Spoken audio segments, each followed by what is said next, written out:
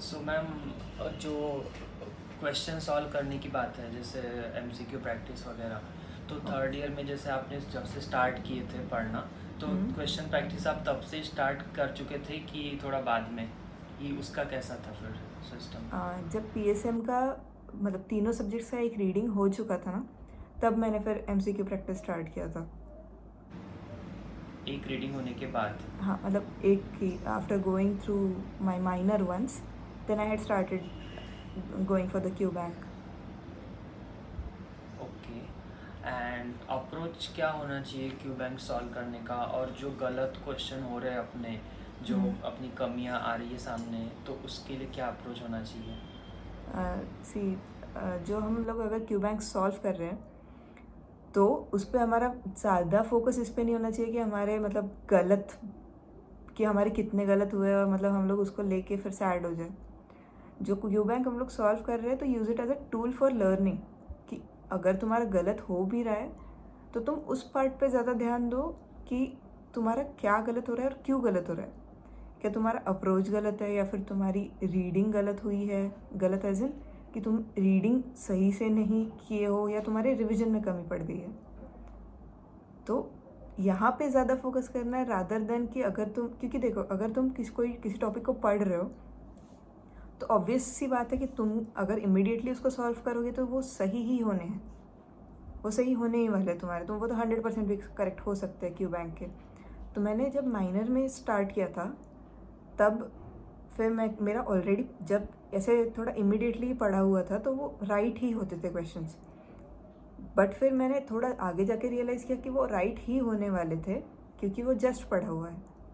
तो जब मैं मेजर में आई तब मैं जो थियोरी के लिए पढ़ती थी उसके मैं इमीडिएटली क्वेश्चंस नहीं सॉल्व करती थी, मैं थोड़ा टाइम दे के सॉल्व करती थी जब मेरे उस सब्जेक्ट के रिवीजन का टाइम आता था, कि मतलब थोड़ा स्पेस दे के। तो रिवाइज करने के बाद सॉल्व करते थे या पहले? पहले पहले, ताकि वो रिवाइज के एक्टिवली पहले। मैं उस पर सोच पाऊँ और फिर मुझे वो लगे, मतलब मुझे वो समझ में आ जाए कि मेरा पार्ट कौन सा वीक हो रहा है और क्यों वीक रह रहा है, या फिर मैं गलत हो रही हूँ तो कहाँ गलत हो रही हूँ। एंड एक बार सॉल्व करने के बाद, रिवाइज करने के बाद, फिर से उन क्वेश्चन पे जाने का कि कैसे मीन्स हुआ, क्या वो गलत हुआ।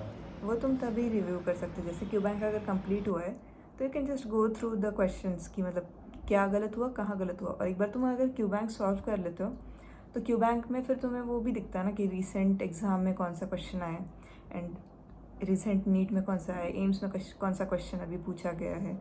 तो उस हिसाब से जब तुम वापस उस चीज़ को पढ़ने जाओगे तब तुम्हारे दिमाग में कुछ रहेगा कि these are the question which are recently asked, these are the topics which are recently asked.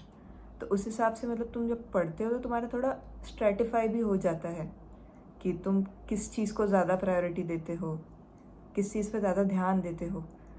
क्योंकि आगे जाके फिर तुम्हें जो तुम्हारा अल्टीमेट फाइनल रिवीजन रहेगा, तुम्हारे पास तब सब चीज़ पढ़ने का टाइम नहीं होगा, और तुम्हें सिर्फ वो चीज़ें पढ़नी है जो मतलब तुम ईजिली बार बार भूल जाते हो। तो वो एक ये हो जाता है क्यू बैंक सॉल्व करके। ओके मैम, आपका सोर्स कौन सा था क्यू बैंक सॉल्व करने के लिए, या पूरी पढ़ाई के लिए total?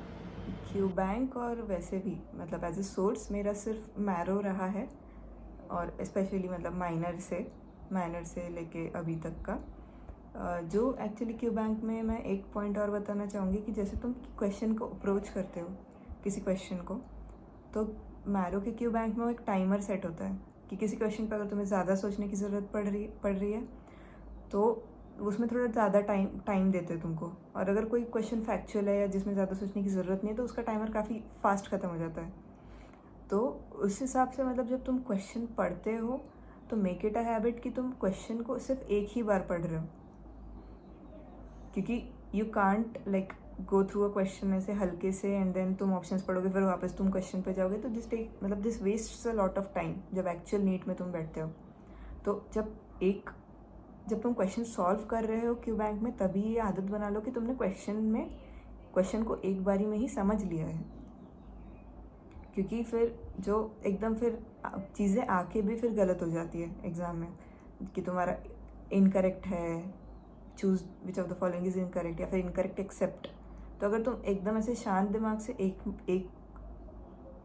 like in one go, if you get the question, if you understand the question, it is very easy for you to look at the options and answer rather than like going haphazardly. जब ऐसे question पे देख भी रहे हो तो make it have मतलब it completely depends on you, but I use to look at the fourth option first, फिर मैं मतलब ऐसे नीचे से ऊपर ऑप्शंस देखती थी ताकि एकदम ही सिली मिस्टेक्स अवॉइड हो, क्योंकि थोड़ा टेंडेंसी रहता है कि कभी हम लोग गलती से एकदम हड़बड़ी में कुछ फर्स्ट ऑप्शन जो ऐसा ट्रिकी रहता है वो वही मार्क कर देता है, जबकि क्वेश्चन थोड़ा वो वर्ड्स इधर उधर करके वो क्वेश्चन चेंज हो जाते हैं, तो उसकी वजह से फिर ऐसे सिंपल क्वेश्चन हाथ से छूट जाते हैं, which makes a lot of difference letter.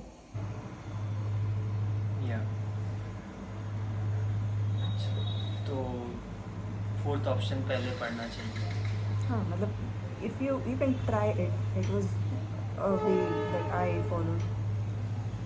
Yeah.